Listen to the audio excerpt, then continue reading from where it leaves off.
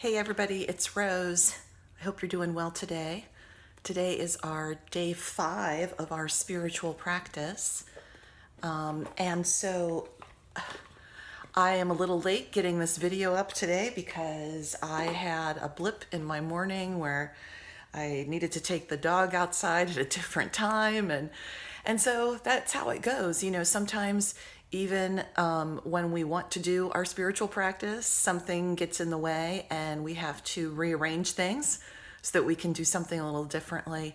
So it's a great lesson in the idea of being flexible in doing your spiritual practice, and also in giving yourself a pass when something comes up that prevents you from doing it at the same time, or in the way that you wanted to do it.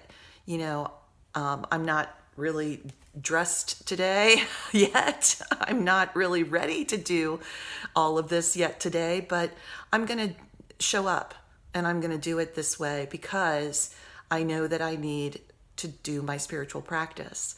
And I know that in the long run, Creator doesn't care how we show up as long as we show up. So this is a great lesson for me as well as for you. You don't have to be dressed in fancy clothes or have your makeup done or your hair. You just need to be present and willing to focus on your spiritual practice, yourself for the day. So one thing I thought we would explore is the idea of pulling a card, or pulling a card for your spiritual practice once a day.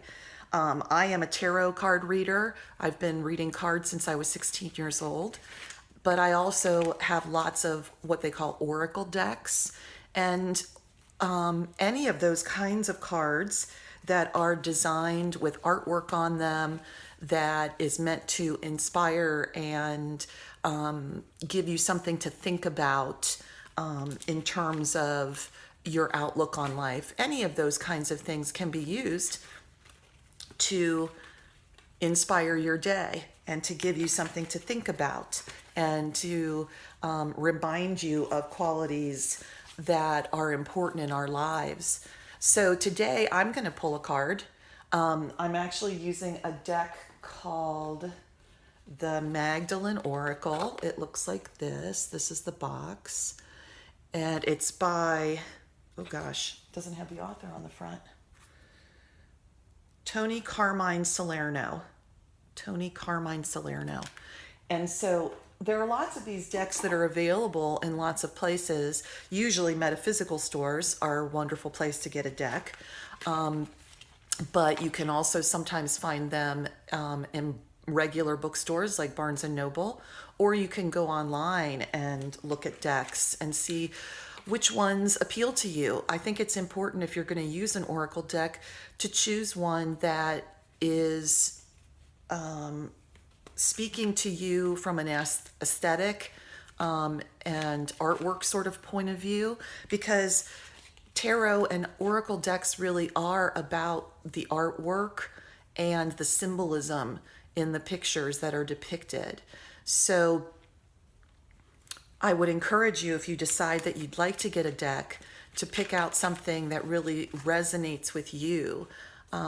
There are lots of decks to choose from. There are hundreds of decks to choose from. So, I always think it's a good way to choose a deck is to say to Spirit, hey Spirit, I'd really like to get myself an oracle deck so that I can communicate with you in a different way and become more aware of the things that I need to be aware of in my life. So let's go out on Amazon and shop for one, or let's go to the metaphysical store and shop for one together. And that way you've already set the intention that you really want to get a deck that's going to appeal to all of your aesthetics and also resonate with you spiritually, emotionally, mentally, all of the ways that it needs to resonate. So what you want to do if you do this as a spiritual practice is you get your deck out, and all of the decks have different pictures on them. You can see And this deck is no exception. It has some beautiful artwork on it. And a lot of oracle decks also have either a word or a message down at the bottom. Oh, isn't that interesting? The one I'm holding up here says God. So they all have something on here, a picture, but they may have a message or a word that is helpful to inspiring you towards something for the day. So when you use your deck, you just need to take a few minutes and shuffle the deck. It's always nice to have your energy on the deck. The more that you use a deck, the more it becomes your deck, and it becomes a part of your energy and a reflection of your energy, an extension of your energy.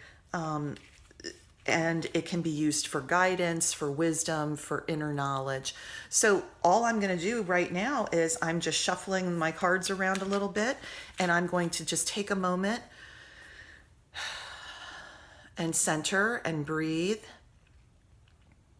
And I'm going to ask Spirit, what do I need to focus on today for myself in my own spiritual growth? And just setting an intention like that is what you need to do in order to become focused and to know that Spirit is working through you and through the deck to bring you a message that you need for today.